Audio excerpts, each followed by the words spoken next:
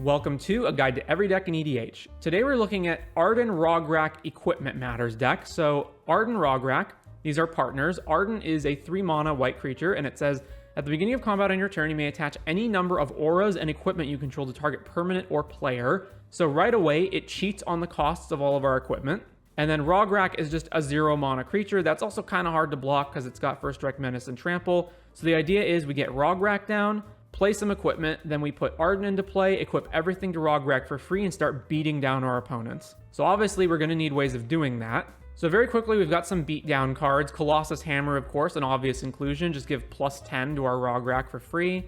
Inquisitor's Flail doubles the amount of damage a creature deals and receives, so that's another way of just making our guy deal a bunch of damage. Kedis spreads out the damage that we are dealing to one opponent to all opponents, rather than spreads out, rather it like multiplies it. So whenever commander you control deals combat damage to an opponent, deals that much damage to each other opponent, so we can beat down faster. Lizard Blades is double strike. Nettle Cyst is +1 for every artifact and enchantment on the field under your control. And then Rayav Master Smith is whenever a creature you control that's enchanted or equip attacks, that creature gets double strike until end of turn.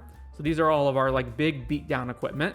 And then very quickly, just to go through all of the other equipment in the deck, we've got Commander's Plate, which is +3 and pro every color that's not the identity. So if it's on Rograkh, it's pro everything except red. If it's on Ardenn, it's pro everything except white. Conqueror's Flail, which is basically the equipment version of Grand Abolisher. It gets +1 for each color among permanents you control, so at most 2 in this deck. And then as long as it's attached to a creature, your opponents can't cast spells during your turn.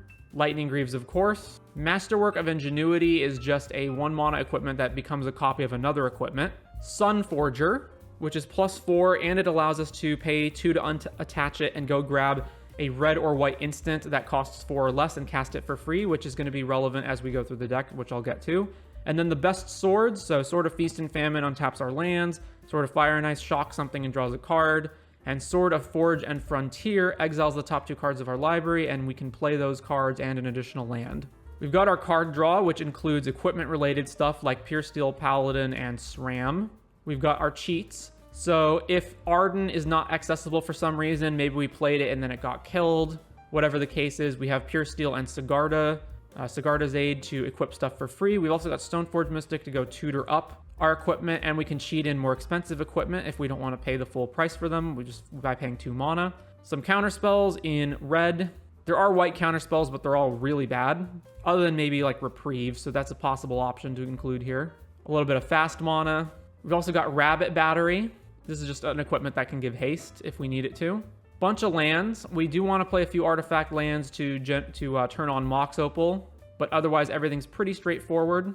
Also note, Mycosynth Gardens can become a copy of an equipment or just something else that we control. There's also Serra Sanctum here for enchantments. We are playing some amount of enchantments, so this can make sense. It's also important to keep track of things like Ancient Den, Great Furnace, and Urza's Saga, which are lands that are also other types because they count towards things like Nettle Cyst, for example. Then we need a bunch of protection to make sure our guys aren't dying. What's the point in putting a bunch of equipment into play and getting our commanders out if they just then die to Swords to Plowshares or something? So as previously mentioned, we already have Commander's Plate, Conqueror's Flail, but we obviously have Deflecting SWAT. Then we've got some Silence effects, Silence, Ranger Captain of Eos, Surge of Salvation, and then all of the mothers, so Giver of Runes, Skrelv, and Mom, Grand Abolisher as well, and of course Lightning Greaves counts towards the protection.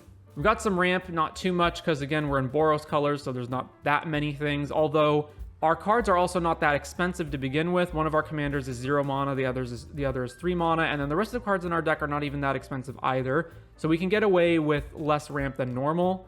Mox Amber, notably, is always on because you've got Rograkh on 0. Some removal. We do need to make sure that we can beat our opponent's effects, especially Stax cards. So we've got Abrade, Fragmentize, Stroke of Midnight, and Swords to Plowshares.